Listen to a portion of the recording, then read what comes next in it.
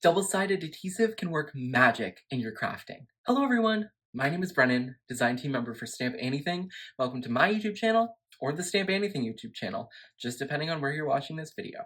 Today, I'm sharing with you a couple of techniques using some double-sided adhesive sheets. These will make your crafting so much easier and create a really beautiful result with one of the techniques. Now without further ado, let's get into this video, but a quick note, any Stamp Anniething product you see in this video was sent to me free of charge as I am a design team member and that's sort of the nature of it. So let's get into it. So today we're going to be using some double-sided adhesive sheets from Stamp Anniething. These are 4.25 inches by 8 inches, and they're really, really amazing for doing quite a variety of things, and I'm going to share a couple of those in today's video. For this first hack, we're going to be using our dies. If you're anything like me, you love to do a good faux embossed background, and I'll put a picture on the screen, hopefully I'll remember. But for faux embossing, you take your dies and you die cut them out a bunch of times, and then you glue them all over the panel. You know this takes a while because you have to glue every single individual piece. But what will help alleviate the time spent on that is some double-sided adhesive.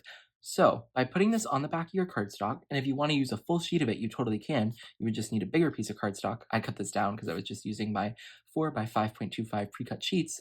You just take it, you flip it over, and then you place your dies on your cardstock where you have that tape, and then you run it through your die cutting machine like normal. Then, once you run them through your die cut machine, and I accidentally pulled one up before I hit record, so I apologize for that, it will only cut through the paper and through the adhesive. Typically, it won't cut through that backing all the way, but if it does, you just peel it off. So then, you can just peel out your die cut, and then you can just pop out any of the images, and what's cool about this is, since it's sticky, you can press your finger on it, and then pull it back, and sometimes it works, and sometimes it doesn't. It worked for that first one, but hey, it's okay. See, it works for some of them. You could also just use a pokey tool. I'm very much making this much harder than it needs to be. Just poke, poke, poke, poke, and then you just peel it off. It's much simpler than I was really making it out to be. So then once you have your piece weeded out, or if your piece doesn't have any things that need to be weeded out, you just go to your card panel and you place them down where you want.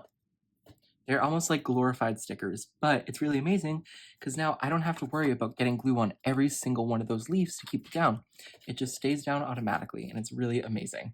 Another thing that this double-sided adhesive is really good for is using with embossing powder. If you're anything like me, once again, you like to make your own custom cardstock with embossing powder. This is just a really fun way to get some specialty cardstock without having to buy it. As you can see here, we have some purple, green, and blue.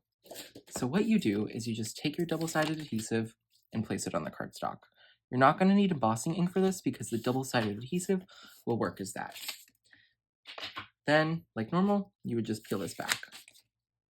So now with 2 embossing powders from Sizzix, I'm going to just sprinkle these on. I did a video on this recently using the embossing powder ink, but I think this will give us an even better result because it would be much harder to blow any embossing powder off of it, so you can still heat it from the top. So what I'm going to do is I'm going to scoop out some embossing powder and just tap it all over my panel. We do want to leave a little areas though of that adhesive where there is no green because we want to go in with that purple and make it two-toned. Now I'm just going to tap off any excess there, and I can put this off to the side for a second. And now I will just use this printer paper to fold and pour into that jar. Now we bring that panel out again, and we can take our purple powder and just pour it right on from the jar. If we're doing more than 2 colors, you could go in with that spoon again, just so you could try to leave some empty space again, but we're only doing 2 colors, so any empty space needs to be filled up by that purple. And now we're just going to take this cardstock and lift it up and pour all that powder off. And as you can see, we're already starting to get that super pretty two-toned look. Now I'm just going to heat this and then we'll be right back. And now you have a little bit of your own specialty cardstock that has such a pretty shine to it and has some glitter. You could totally do this as a full panel. You would just need to use a bigger piece of adhesive. And I have this scrap laying around, so I just put it on here for demonstration purposes. But you could do definitely a full panel with it. Just look at that shine. I just can't get over how pretty it is. Which one of these techniques was your favorite? For me, the die cutting one saves my sanity and a lot of time so I don't have to glue every single one of those pieces down, but the embossing powder one is so beautiful, so that's my favorite. It just creates such beautiful results, and you get to make your own specialty cardstock. Thank you so much for watching, and have an amazing rest of your day. Bye everyone, and happy crafting!